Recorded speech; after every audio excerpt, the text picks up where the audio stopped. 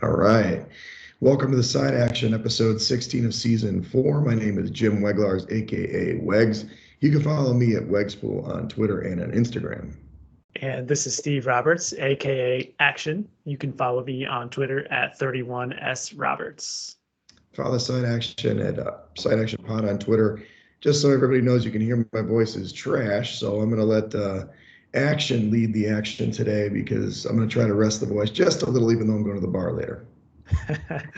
Yeah, well, as we talked about earlier, this has been probably the wildest week in terms of news on the NFL front.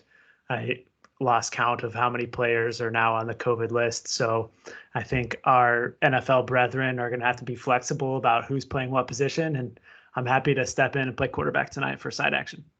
Thank you, sir. I appreciate it. I mean, it's not stopping me from working and talking and doing whatever, but got to lean on my brother. Lean on my brother. Yeah, that's right. So we'll start off with the weekend recap. I don't know that America needs much of a recap from you. It sounds like you've been partying for 5 days straight. So we'll hear about it next week. How about that? Well, I do want to pump up our favorite place, Four Shadows in Chicago. I went to the staff appreciation party last night, which was pretty cool if you saw it action. All the proceeds went to the bartenders and servers for their bonus for Christmas, which I thought was really cool. I've never been to the party. And I was like, it's Wednesday night. I was kind of like trying to get some people to go. I don't know how many people are going to show up. Place was packed. They had a raffle. The kids, Rob, the owner, has twin kids that are 5 years old. They were reading off raffle tickets, and it was a really fun time. So yes, that was part of my voice strain. But yeah, overall, yes, I've been having too much fun. Well, I'm sorry I missed the Four Shadows party. That sounds like a great time. And definitely miss those guys in the bar for Colts games. I'm sure are great this year. Yeah, for sure. On our end, we went downtown to the D on Saturday, did a little shopping, and checked out some of the sites around. As you can imagine, the city is all lit up with Christmas decorations and ornamentation and whatnot. And went to a couple of bars and then popped into the Barstool Sportsbook to watch some Saturday night football. We saw a little Army-Navy and then a few of the basketball games that were going on and had a bite to eat. So it was cool to check out the Barstool book and all the things they've got going on down there. That's awesome. That's really great. Yeah, those guys are really kicking ass. I really like what they're doing. And I wish we kind of got in early on that. Maybe we could be hosts for those guys or something. But yeah, something to aspire to, maybe. That's right. That's right. All right, well, we can jump into the recap of week 14. And I think you and I nailed this last week when we said that it's going to be a swing back for the favorites. And sure enough, 11-3 against the spread last week in week 14. And the road dogs on the flip side only ended up against the spread 3-7. So definitely a turn of the tables from what we've been seeing all season long, where those favorites really got to the window with a high mark. Yeah, it was kind of incredible as I was tracking it. Unfortunately, with our picks, we picked one that didn't come in, but then more importantly, we picked the friggin' Cleveland couldn't hold a big lead. But beyond that, it was the last 2 weeks action had been like this. I heard some stat that it's been a major correction, like a 70% to 30% correction over the last 2 weeks. So the pendulum's swinging back to almost 50-50. Dogs are still ruling the day, but maybe at 52, 53%. So something we got to keep in mind going forward. Yeah, definitely true. We'll see what happens this week. Perhaps the pendulum swings back and we see dogs really get to the window. Right. So, and similarly, on the total side, you saw that the unders actually took a serious dip and the overs cashed at a high mark, 10-3-1. That games went over the total this past week. And I think some of that has to do with the lower average totals. I think we touched on it. 45 was your average last week, which is lower than the yearly average mark. And some of that has to do with just high scoring. You saw a couple of blowouts. Kansas City put up a big number themselves. Seattle got to 33, and Denver scored 38 points against the Lions. And I guess it's not traditionally, and you can speak more to this, that, typically speaking, when a correlative, situation is usually favorites and overs. and underdogs and unders. So it is this is the typical, the test case, and that just means the books got crushed this weekend, big time, right? Yeah, definitely. I heard some media reports that it was probably one of the worst ends that they've had in their history, given the higher handle nowadays, and combine that with all the favorites and the overs last week. Those are Right. public picks for sure. And moving on to here, the road teams split an even 7-7. Nothing really there to report. And you've touched on it week after week. And again, only one game last week that was affected by the spread. Unfortunately, we got beat with that one. It was the Cleveland Browns that failed to cover the 2.5 for most of you and 3 for us in the contest. Yeah. They were the right side, sort of, except they couldn't stop Huntley, the backup quarterback. We'll talk about that later. Yeah. It's funny you bring that up. I guess we can touch on it in the next couple of segments here. But going on to the highs, the Chiefs. I think this was one of our picks, and sorry that our proxy Dave was so down at the dumps, but it sounds like he got a lot of chores done around the house on Sunday afternoon because Kansas City just dominated them. It started with the Raiders stomping on the logo pregame, and I think that set off the Chiefs and led them to a serious victory. I mean, even Josh Gordon got a touchdown in this game. That's how bad it was. Our proxy was sad, but I'll tell you, and this is a side note, that I mentioned this last week on the podcast, that Dempsey's talking about doing the contest and using our proxy. Did I mention that? Yeah. So he's got in one hand he's happy, in the other hand he's sad. But no, the Chiefs are playing great, and they've scored so many points against the Raiders in two meetings this year. So, and that really helps their point differential. Yeah, definitely. Those are really the 2 highest scoring games that they have on their game log. And again, though, I think it must be said that the defense showed up once again, only allowing 9 points to that Raiders outfit is another tick mark in the positive side for that unit. Yeah, we'll talk about it. Well, they're playing tonight, so it won't be on our card, but we talk about it a little bit. Yeah, the next one is Dallas Cowboys. That defensive line just got after Heineke in the first half. 5 sacks, and Micah Parsons, presumably defensive rookie of the year, with just a phenomenal game again. And they forced the Washington football team into 4 turnovers.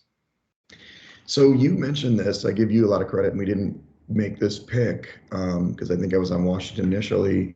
You said that it's the first time they're going to be healthy on that defensive line, and they really showed it because it allowed Parsons to kind of run free instead of having to play all over the field. So, do you think this is something to look forward, going forward, that this defense is actually could be legit? Yeah, I do. I mean, Randy Gregory came back, that tipped interception, spinning, twirling interception that he made in the first half was phenomenal.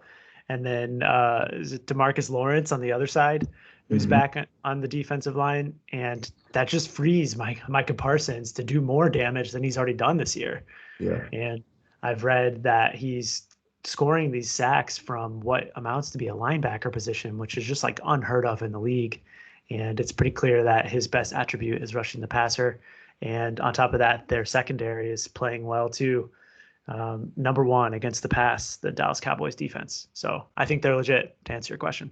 Yeah, I heard a stat, and I'm going to misquote the numbers, but the idea is that typically linebackers, I know he's a linebacker, their pressure rate or whatever when they blitz is only like 15% or something like that. And he's almost at 50%. I mean, he's like 45% or something. So he just gets home. He's really fast, and he's got instincts, and he's incredible.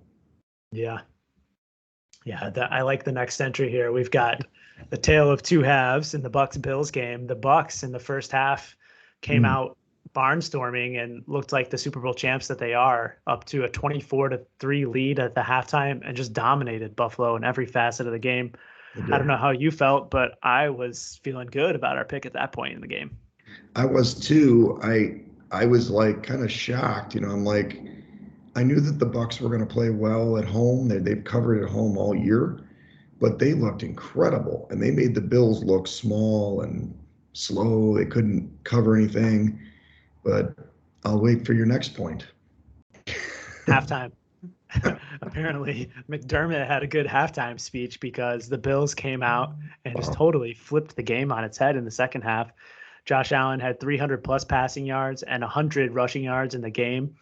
and they scored a 24-3 in the second half to force overtime. Yeah. Crazy game. And at that point, you and I were certainly sweating our Buccaneers -3.5 ticket. That 3.5 was a miracle, to be honest with you, because first of all, I mean, Josh Allen was out of bounds, but on that final drive, he almost ran that ball in down the sideline, and that would have basically made them win the game or at least cover for sure.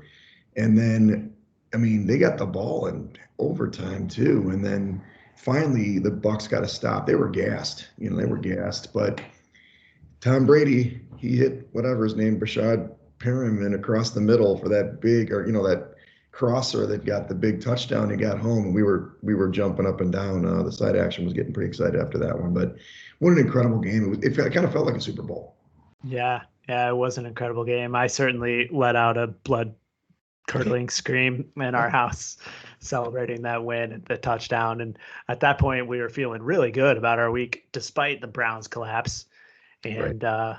We can touch on that in the next segment. The lows, the Cleveland secondary, who got lit up by Tyler Huntley. And after coming in for an injured Lamar Jackson, I felt like we were looking good. The Browns were up big at halftime.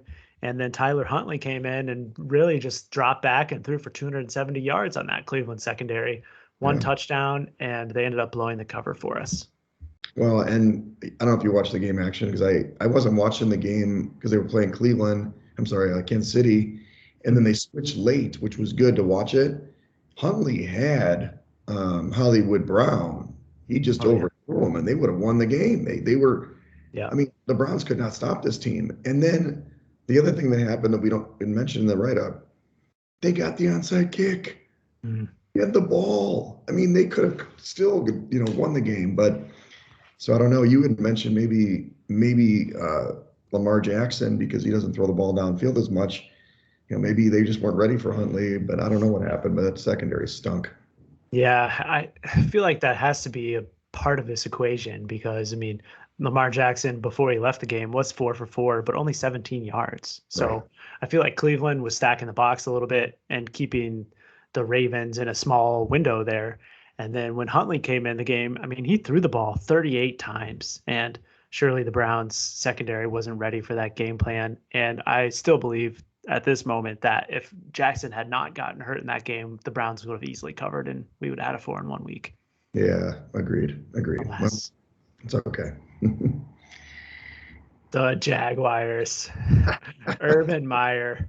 I think you put this note in here before the news in the last 24 hours, but very prescient of you. Terrible leadership, clearly, and tactics are starting to lead to a team who clearly was not interested in playing for him.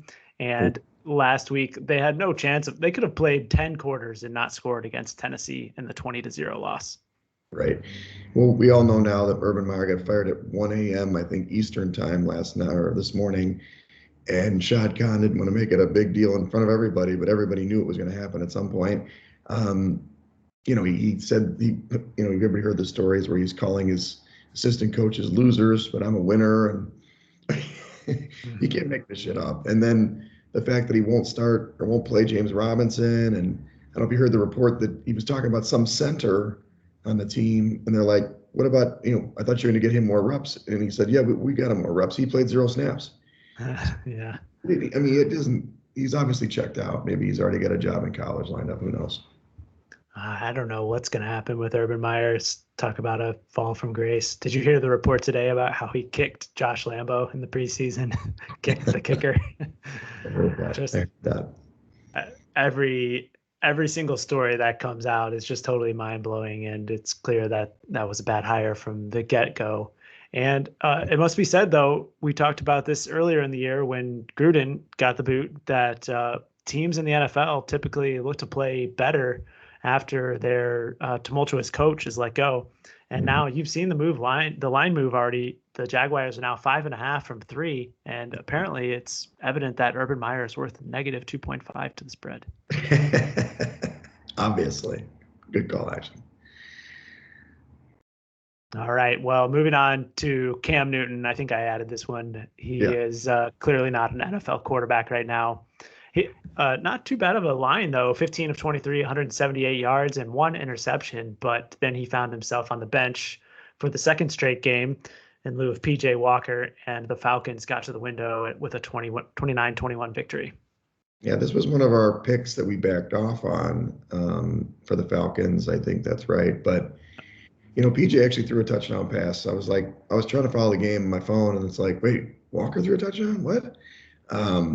But yeah, the Falcons are one of these weird teams that, they're beating, bad opponents. We'll see how they do in San Francisco. But, for Newton, I don't know if it's the end of the road for him, but he certainly, I didn't think he was going to hit it, hit the ground running and be great, but getting benched for PJ Walker, that's a big step down for the former MVP. Yeah, definitely. And it sounds like, I was reading just before this that Cam Newton is in line to start again this week, but that Matt Rule is open to a quarterback timeshare, which sounds like a horrific idea. It's like a high school team. Bring him in for running plays, bring him in for passing plays. Nobody figures that out. Mm-hmm. Gotcha. All right, moving on to the key injuries and the COVID update segment here. I think you put this number in here a couple of nights ago when there was 37 COVID positives across the league. And now I've lost count. I think the number is in the triple digits and presumably going to continue rising over the next several days. And it's just something that we're going to have to monitor throughout the next couple of days. And I think really probably wait until the last minute to put picks in on Saturday. I know, and we'll talk about this later, but it's a tough week because you've got tonight's game and then you've got 2 Saturday games, which one of them we're not going to be able to put in on unless we go early.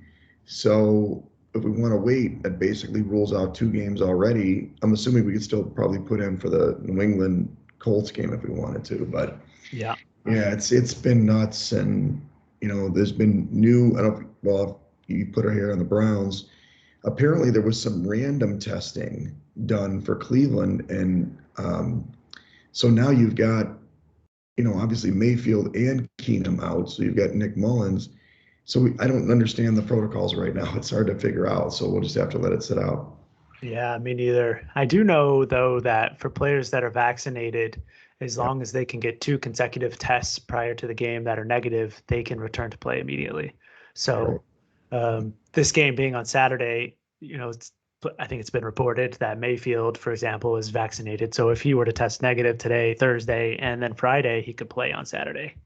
Gotcha. So there is a say that again. Do you want him to play? Oh, well, we could talk about that when we get to the handicap, but I was thinking the same thing when it was going to be Keenum. I like the Browns even more now because Baker has been so terrible and he can't throw the ball with any accuracy. He's clearly hurt. And Keenum was good in the one start against Denver, but now it's Nick Mullins, and I'm softening on that position a little bit. I'll just hand the ball off more, and that'll work. But anyway. So the 3 big teams for the listeners that have the majority of the cases are the Cleveland Browns, the LA Rams, 14 players as of yesterday, and the Washington football team that I heard this afternoon is up to 28 players. So the other facet of these issues that we'll have to talk about is that there's a minimum number of players to actually kick off the game according to the NFL protocols. And much like last year, if any of these games get postponed beyond Monday night or Tuesday, then it counts as a loss for the contest. So we may just have to steer clear of all 3 of these games. Good call. I didn't hear that, but that's true. It makes sense. If you only have 28 players, I mean, you only dress 45, right? Right. I mean, they're going both ways. This is Iron Man football. Yeah. So beyond that, we do have a few real injuries. Lamar Jackson is still questionable with his ankle injury, and I'm reading that he's going to be a game time decision. News broke late yesterday that DeAndre Hopkins has an MCL injury, which will require surgery, and he's out for 6 weeks, which takes him out for the rest of the regular season and some of the playoffs. Yes. Taylor Heineke has a knee injury. The MRI was negative, but he plans to give it a go. And it's worth noting that the backup for the Washington team, Kyle Allen, is on the COVID list, so it could be potential issues there for Washington. And then Josh Allen, our Buffalo Bills QB, is day-to-day with a foot sprain. He's obviously key to that Buffalo Bills offense. I mean, he played through it on Sunday. You saw it. He still played really well, but usually that's adrenaline and maybe a shot at halftime. So it's hard. It's the second week on that. Yeah, I fully expect he's going to play, but it definitely brings into the question of the Buffalo team laying a big number this week, because this is a team that has poured it on, especially against inferior opponents, but they might not have the same willingness to do so with an injured quarterback. And do you know who the backup is in Buffalo? Oh, your boy Trubisky. That's right. Mitchell Trubisky at Trubisky. So maybe he played well against the Bears in preseason. So who knows? True. All right, we'll move on to the power ratings update for the Wegs Index, and I'll let you present this to the listeners. All right. Well, it hasn't been that much of a change actually, but I was wanting, like, before the game on Monday night when the Cardinals played, would they play the Rams, right? The Cardinals were ahead of the Bills. So finally, Bills were dethroned, but that changed quickly. They're very close, but Bills are still one, even though they're down to 7-6. Cardinals, Patriots 3, not a surprise. Bucks up to 4. Your Colts 5. Cowboys, Packers, and Rams. I will tell you, the Chiefs are at 10. They are climbing with a bullet. Wow. I'm surprised to see that you have the Colts up so high this week. It seems like they've vaunted into the top 5 here. And, the top 3, 4, really the same, along with the Cowboys. I think, just on paper, it seems to me that the Cowboys should probably be higher than they are. But I know this is a statistics-driven index, and there's probably good reason for it. That's right. It doesn't look like the Colts are in your top 7 for DVOA, which a little surprising, but I don't know how much they factor in turnovers. Colts force a lot of turnovers. True.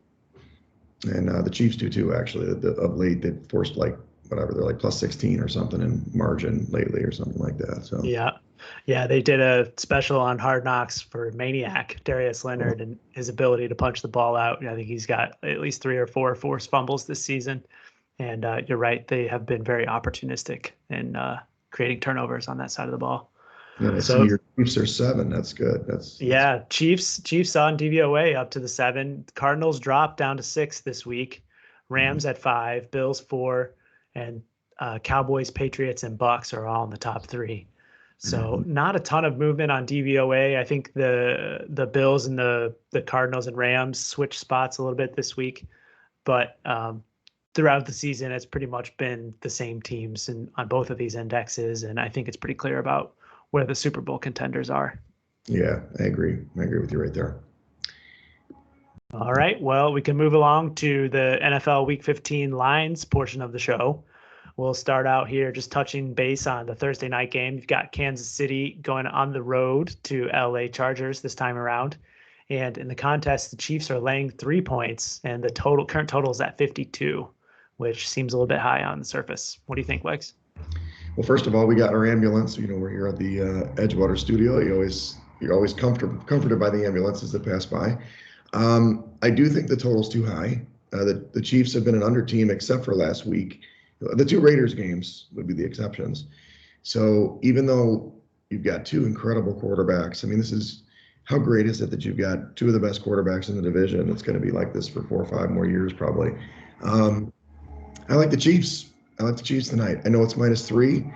I heard the books need the Chiefs. I heard there's a lot of money on the Chargers, which is a little surprising, but the Chargers played great last week against Cincinnati.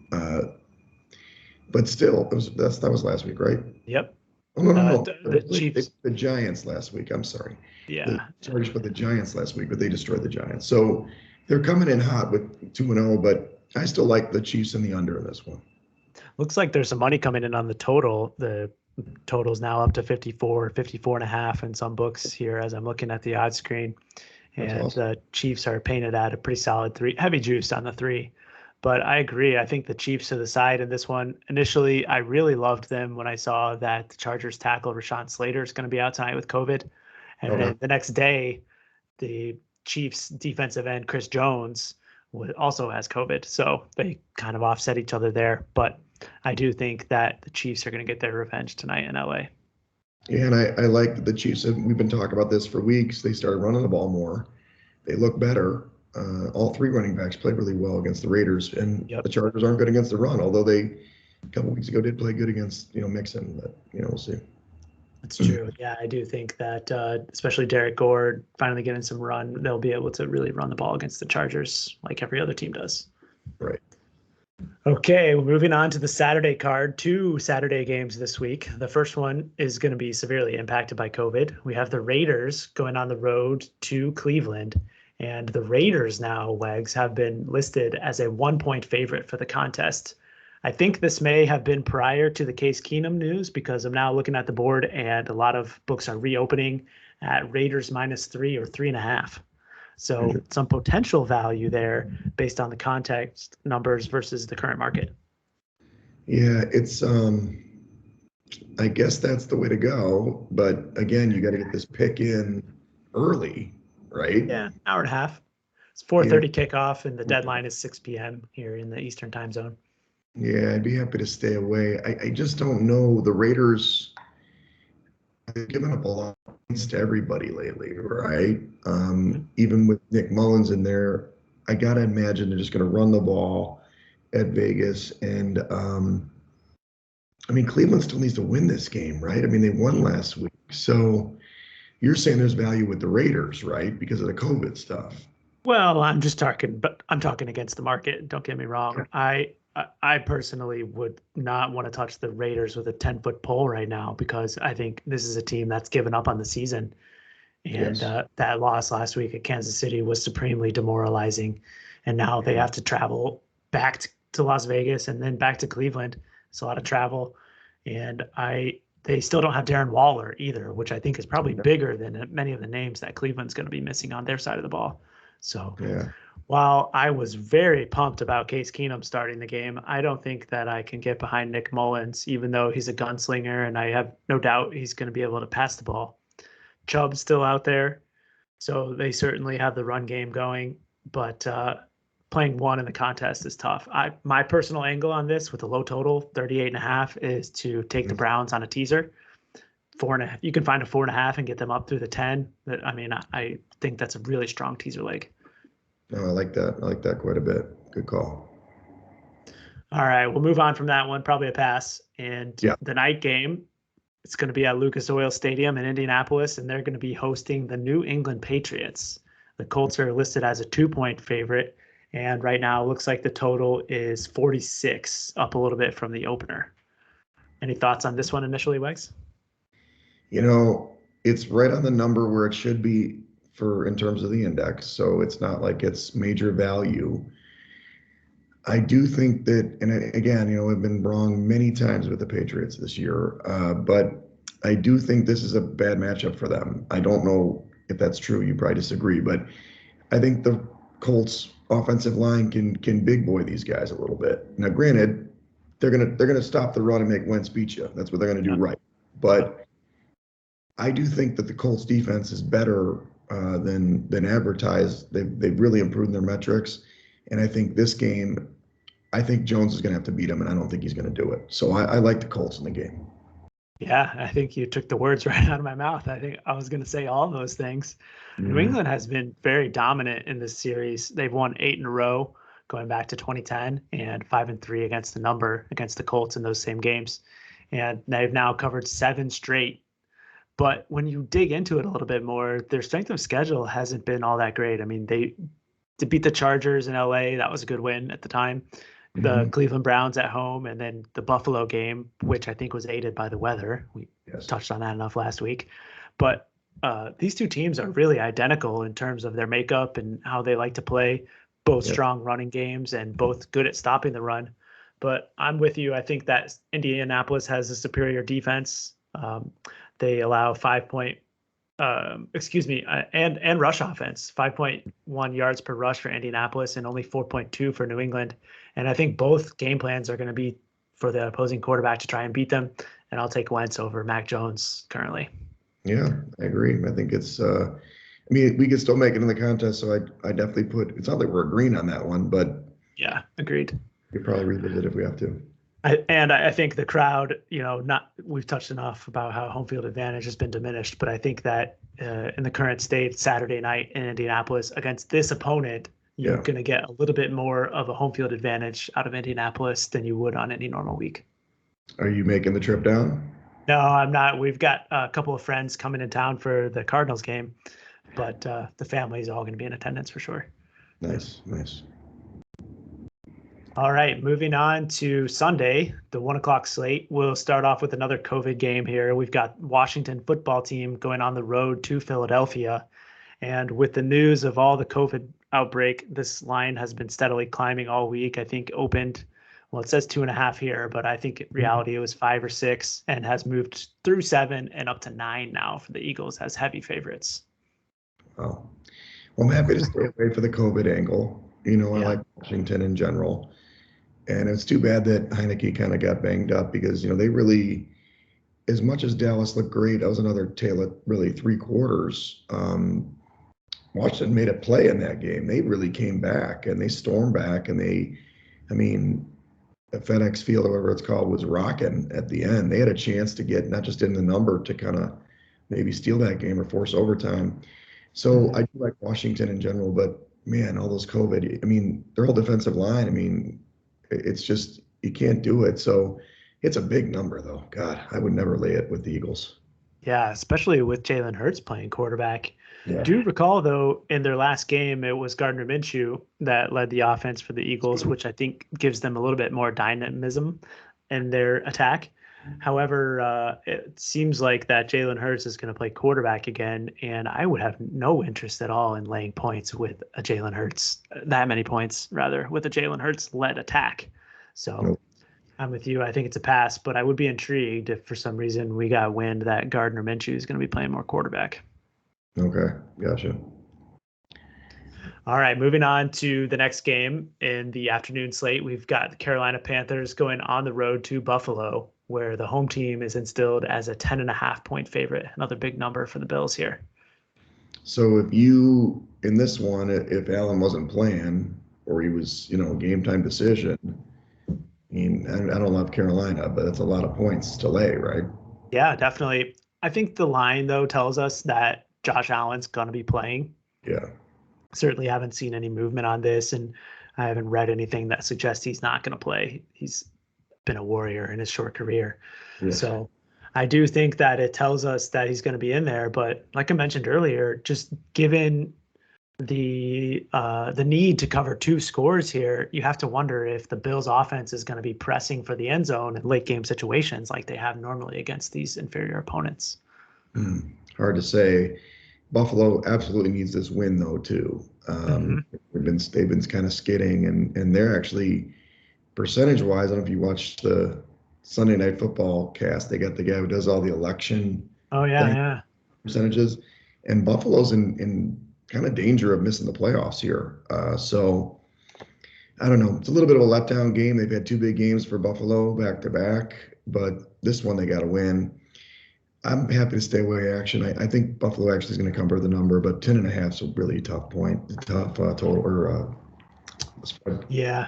They are at home in Orchard Park, and they have shown a propensity to cover against really crappy teams. So if it's okay with you, I think we should consider it as an option, given the presumably short card that we're going to have, and maybe color yellow. We'll come back to it if we need to. And it probably will not be a highly picked game. So we've been talking about game theory a little bit. That's true. Yep. Okay, the next one, I know you like this one. We've got the crappy New York Jets going on the road to Miami Dolphins, and the Dolphins themselves are laying a big number this week, 9.5 points, home favorites. Yeah. I liked it better with the opener at 7 or whatever it was. I had my numbers like 6 or 7 as well. But the Finns are playing really good football, and yes, it's a divisional rival, but the Jets have been kind of the nail in this matchup, right? They usually get crushed. So it's a big number for the Dolphins, though. I don't know about 9.5. You think that's too much? Well, I did initially, and was looking back at the box scores, and they've actually been winning games by this margin recently. A couple of big wins recently on the schedule. Just pulling it up here. They won by 11 against the Giants. They beat Carolina by 23, and then Baltimore by 12 on that Thursday night game. Yeah. So they've been scoring some points lately, and we have talked about how Tua has been picking up his play. But diving into the COVID list on this team, they've got some missing pieces on that offense. All 3 running backs are on the COVID list: Gaskin, Lindsey, and Sylvan Ahmed. And then Jalen Waddle hit the COVID list. And that kind of soured my intent on this game. Yeah, we can pass. I mean, I love Waddle. Got him on a fantasy lineup, and he's definitely been, not the safety blanket. He's been the big play guy for Tua. So let's pass. But still for people out there betting, I mean, I probably still lean to the Dolphins on that one. Yeah, could be another solid teaser piece. Certainly, if you could get 9 down to 3. Good teaser leg for sure. Okay, moving on to an NFC East divisional rival here with the Cowboys going on the road to the New York Giants, and the Cowboys are laying another big number, 10.5 road favorites. Yeah. Well, have the Giants given up on the season? I mean, what do I call him? The giraffe? Is he starting again? Running? The giraffe is playing quarterback for sure. Yeah, it sounds like Daniel Jones has a nerve issue. He got abused last week, and Dallas traditionally does not play well at the Giants in like a historic fashion, but that defense came to play last week. So if they do it this week, I think they're going to cover this number, but I mean, it's a big number, bro. Mm-hmm. Dallas did win the first game 44-20 at home. So they have covered a big number against the Giants already. And I think that Glennon is probably more of a statue than Daniel Jones. Well, not probably, definitely is. And it's obvious that the Giants' offensive line can't protect him. So I think this is a really bad matchup for the Giants. And I'm with you. We just talked about how that Cowboys rush defense or pass rush has been getting after the quarterback. And I think that they could be in for a long day and have trouble scoring in this game. So I think I like the Cowboys. What do you think about the potential for this to be a heavy picked game, laying a big number on the road? Presumably not. Probably not. But Dallas is a public favorite. So it's kind of one of those things that, especially after last week's game, people might be just like us, just salivating over this defense. But, I mean, they're healthy now on both sides of the ball, right? Pollard might even be back this game. Didn't play last week. He had that plantar fascia sprain or something. So, yeah, I mean, we could definitely consider it. We should kind of think about maybe listen to hit some podcasts, see if this is on one of the people's short list to pick. Mm-hmm. But yeah, I'd be curious to check the public betting splits too, and this one, see where the money's really going. Right. Okay, moving on to the Green Bay Packers going on the road. This one's in the 425 window, kind of out of order here, but Green Bay going on the road to Baltimore, and Green Bay is a big road favorite for this game at -5.5 on the road in Baltimore. So the theory is that Lamar's game time decision, but you think with this line, they're thinking he's not going to play?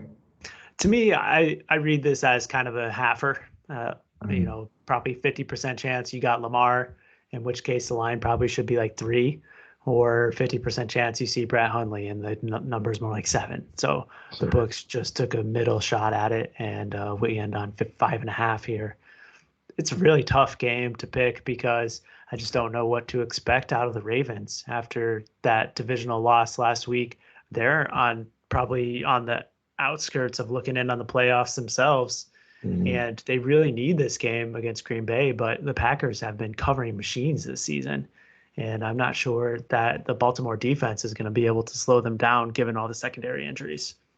No, I agree. I like Green Bay. It's just a big number. I know they covered home, which they did against the Bears, even though the Bears had a good first half again.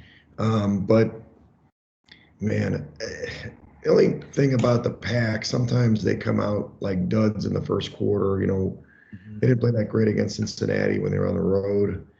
But Baltimore's just not as physical as they usually are in past seasons. So, I don't know. It's a weird number, actually. I was all over it when it was a lower number for the Pack. But 5.5, it's tough. Yeah. I think this is one that we probably monitor the news reports on Lamar Jackson, because if it's a Brett Hundley quarterback, even though he lit up the Browns last week, I think that you could see some value with the Packers at 5.5 if Hundley's a starter. Sure. Makes sense.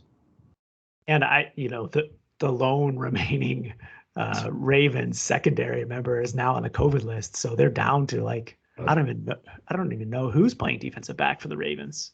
Well, we were on it last week. Cleveland was dominating them. It wasn't the offense. it was the defense, and then they just took their foot off the gas pedal in that game, and I was very disappointed in that. But the same handicap applies. I mean, Adams alone could get 200 yards in this game, right? But Yeah. okay, well, keep it where you got it. We can talk about it. 91% of the tickets on the Packers currently. That's usually a bad thing, right? Yes, definitely. All right, let's move on. I colored Green Bay green. I didn't mean to do that. Let me fix that. Okay. The next game is a game that I think we both like. We'll have to check here in a minute, but we've got the Tennessee Titans, fresh off their big win against the Houston Texans, Yes. going on the road to Pittsburgh. And this is a very curious line. You've got this game listed at a pick'em in the contest. Mm-hmm.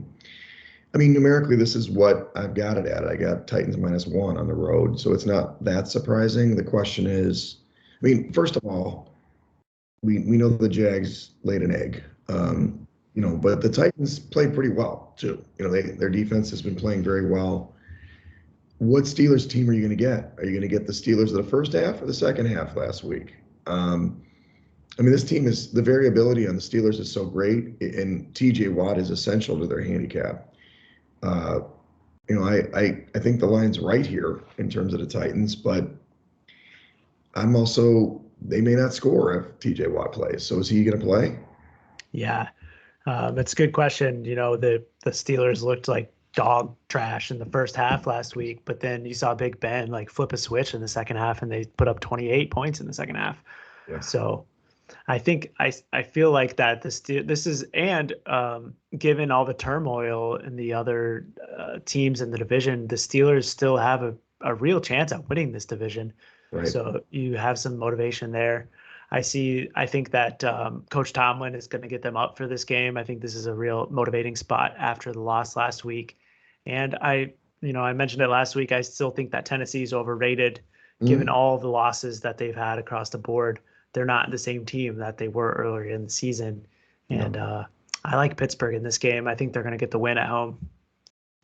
Okay, straight up pick, huh? Yeah. Tough one. Okay, well, let's put it as yellow. Might be able to talk me into it. Okay. Because it's the Tomlin factor, but yeah. I mean, where was it last week? In the second half, it was there. He obviously ripped. Well, it was really they didn't play good until the fourth quarter. They scored tons of the fourth quarter last week. True. That's true. I'll tell you, if Henry was playing, it'd be easy because the Pittsburgh can't stop the run anymore. So, but I don't think there's anybody to run the ball in Tennessee right now. Yeah, right. I mean, Hilliard didn't play well last week, and Jeremy McNichols is more of a pass catcher out of the backfield. So. Yeah, and they had what's his name? Isn't Dante Foreman on this team?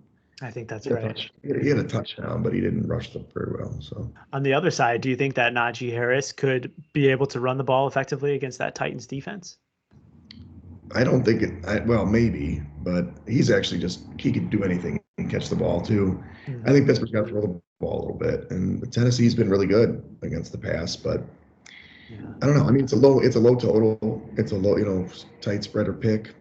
I mean, it's a pick 'em game, right? It's who knows, but I guess you're right. The Steelers, even if good spot for the Steelers. Yeah, just need to pick the winner. All right, the Urban Meyer game going on here at 1:00. We've got the Houston Texans, who originally were listed as a 3.5-point underdog in this game at Jacksonville, and now with the news of Urban Meyer firing, it's now Jaguars -5.5 in the contest. Can we get behind the Jags finally, Wegs? I don't know, man. I think both teams still stink, but the narrative's there, right? The narrative is that now all of a sudden Lawrence is going to throw for 4 touchdowns. They're going to destroy Houston, who, Kelly's a lame duck coach, right? That I've talked about firing him. Yeah.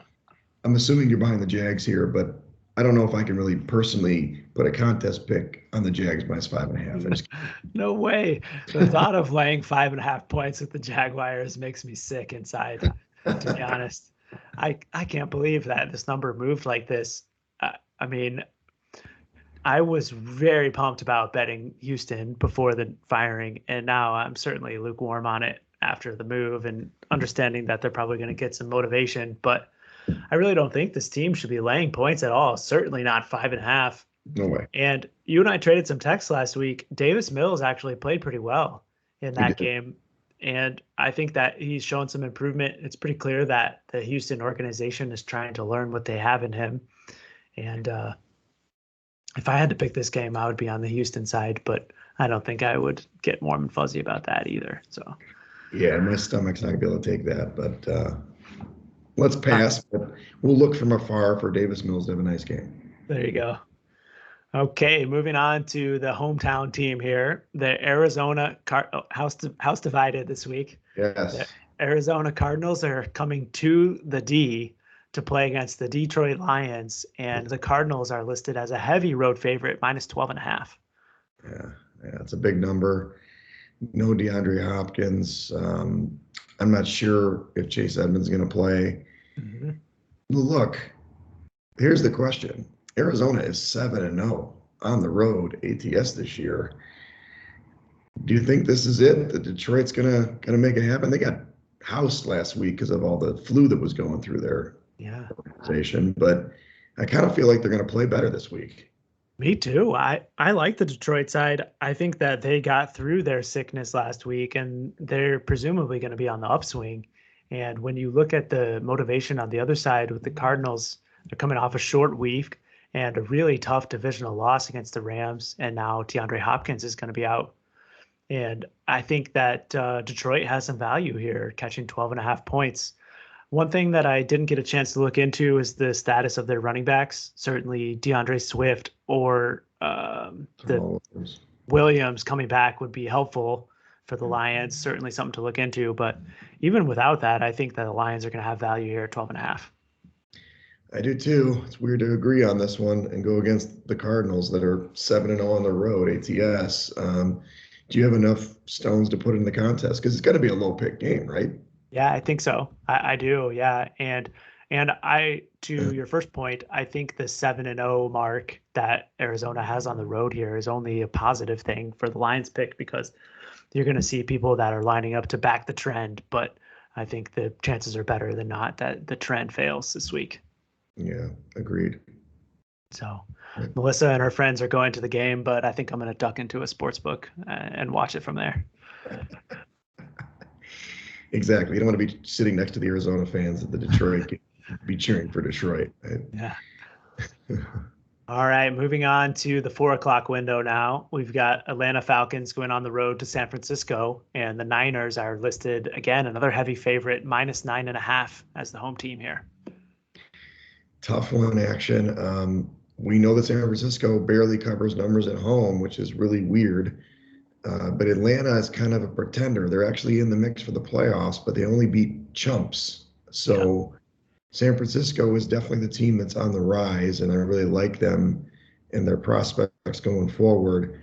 I don't love this number, though. It's a big number. I do think they're going to win this game, but 9.5 that's a stout number. But I mean, I've been talking about the number doesn't matter. Come on, Wegs, pick it. Yeah. I do think the 49ers are going to win the game. So. Yeah, me too. And I think you're right on that the Atlanta Falcons team have really only beaten up on really crappy opponents this season. Every time they've gone against a good foe, they've failed to cover, and spectacularly in some of those games, losing by 32.5 points to Dallas and 18 against the spread to New England.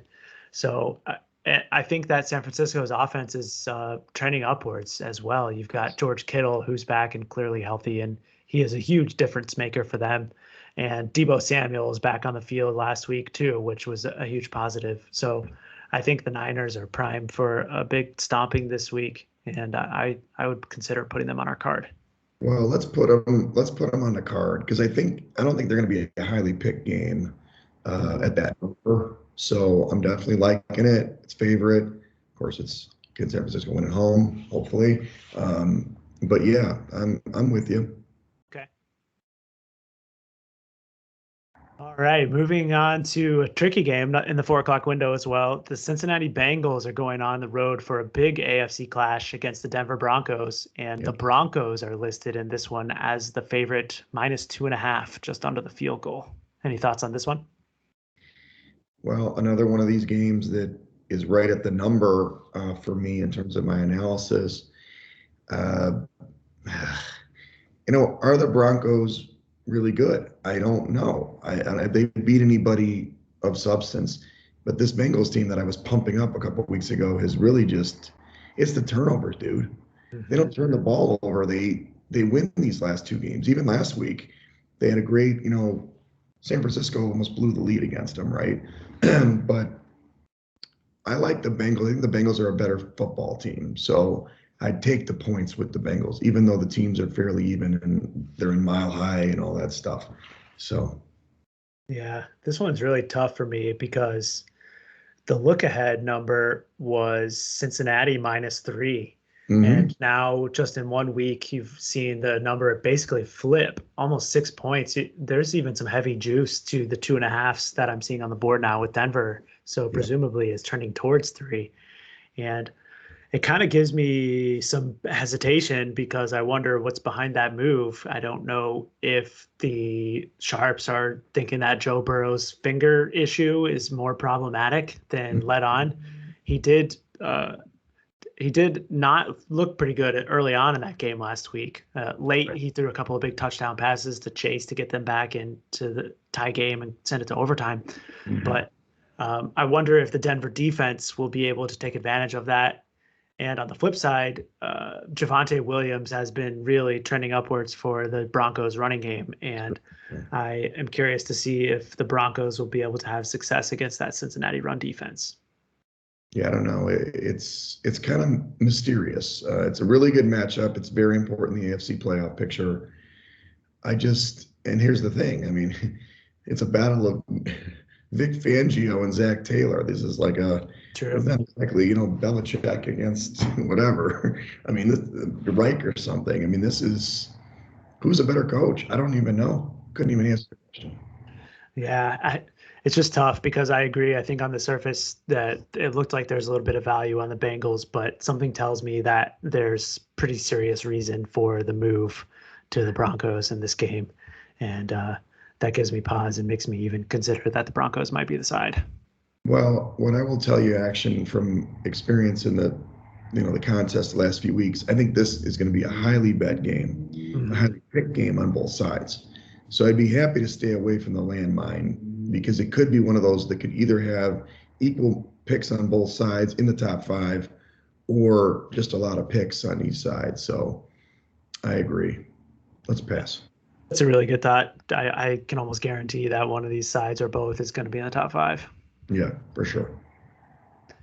Okay, moving on to the 425 window. Seattle Seahawks going on the road to the LA Rams, another big COVID game here. And the Rams are listed as 4.5-point favorites in this one. Yeah. I mean, look, it's a letdown spot for the Rams, right? They went in and they beat the Cardinals, and it wasn't handily, but they controlled that game. And Seattle, I mean, they have a heartbeat in the playoffs somehow. But isn't there a matchup advantage traditionally with these teams? Aren't the Rams dominant over Seattle? Yeah, I was just looking it up. I think you nailed it. I always forget which one's which, but I do think it's McVay that has the edge over Seattle in this one. They did win the previous game this year, laying 2.5 on the road, 26-17. And then they covered last year on the road as well, +3. The time before that, Seattle won, and then it's Rams, Rams, Rams. So Yeah. 1 out of the last 6 meetings, the Seahawks covered in this game. And Aaron Donald has more career sacks against Russell Wilson than any other quarterback in I the believe that. Yeah. I don't know. It's not a great number, Mm-hmm. but I think the Rams are the right side. Maybe Seattle pulls one out of their ass. I'm not sure. What are your thoughts? I think it's tough because of the COVID news. Obviously, with the Rams, they've lost OBJ. Jalen Sure. Ramsey presumably is going to be back this week after missing out on Monday night. Um, but who's to say what more names could be added to this list between now and Saturday? I think it's one that we probably monitor, and Yeah. I would consider putting in the Rams late on because I do think that they're the superior team, um, and I just would be happy to fade Seattle again. I think it's an offense that doesn't have much going for it. Right. Right. I agree. Okay. All right, moving on to Sunday Night Football. We've got another big divisional clash where the New Orleans Saints are going on the road to Tampa Bay this time, and the Bucs are laying 11 points. Wow. Well, it's, the Bucks have, Saints have owned this matchup. We've talked about this before. I don't know if I feel that way in this game because the Bucks at home are great. And I don't know about New Orleans. I know that last week, of course, New Orleans beat up on the Jets. They did get Kamara back. He looked good. Hill played pretty well. 11's a huge number. I can't lay it with Tampa, but I don't think I can back the Saints either. I'd happily pass this game. Yeah, I agree. I think you nailed it right there. The Saints have had Tom Brady and Tampa's number. They've beat him in the last 3 straight regular season games. And it's pretty evident to me that they have some sort of matchup edge, small that it may be defensively. But on the other side, you've got Taysom Hill, and I'm not sure that I'm interested in backing him against the Bucs right now. So I think it's a pass for Sunday Night Football. And I will say that Tampa on defense last week in the first half, they played outstanding, but they got tired. Yeah. And I don't know if Taysom Hill can do what Josh Allen did last week, because Josh Allen had an incredible half and game, but I just don't think Hill has the acumen and the arm to get it done passing the ball, and that's what he's going to have to do. And definitely a stay away or Bucs basically for me. Yeah, you're right. That's a great point. The Bucs are certainly going to load the box and make Taysom Hill throw it on him. That's right. I don't no interest in signing up for that. Okay, Monday Night Football, NFC North divisional clash with the Minnesota Vikings going on the road to Chicago and laying a road number of 3.5, just above the field goal.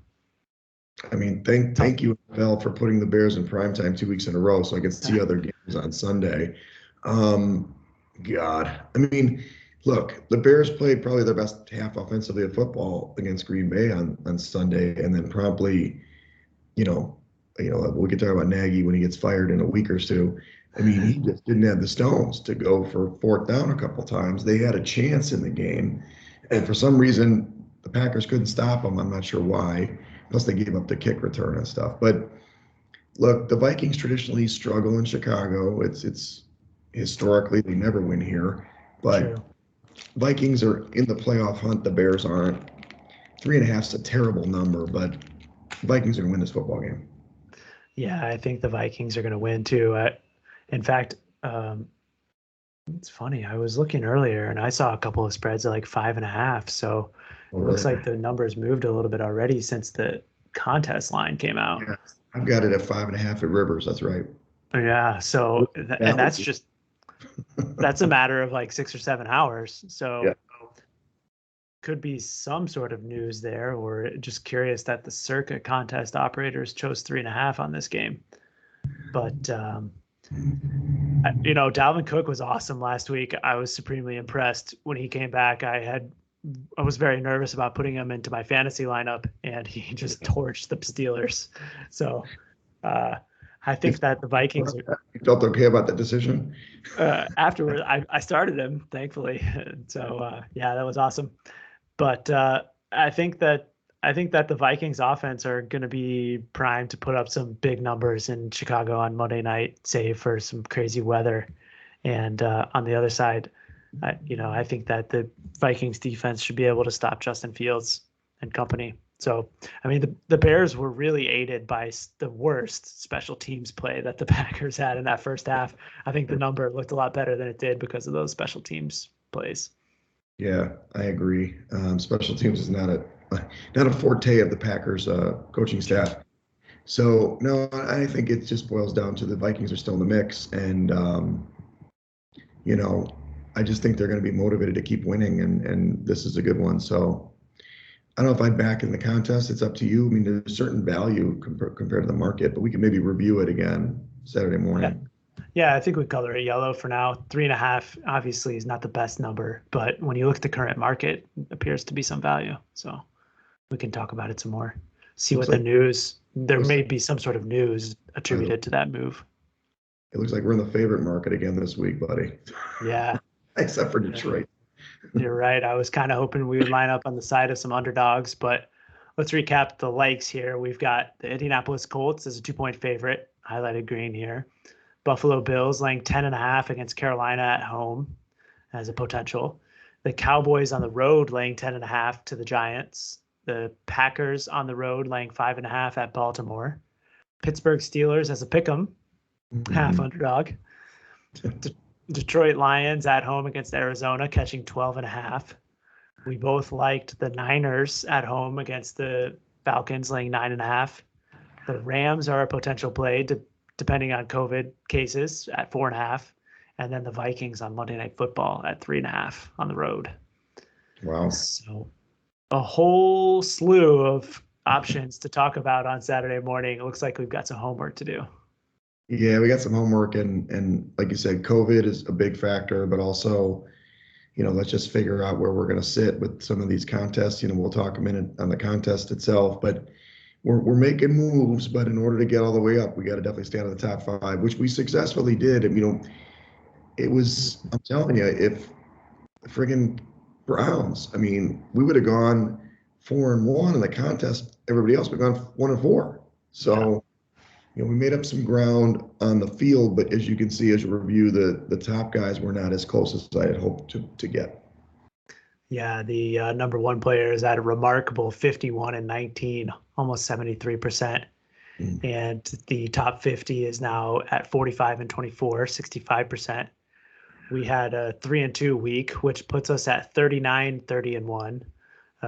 So 6 games off of the money, it looks like, and tied for 729th place.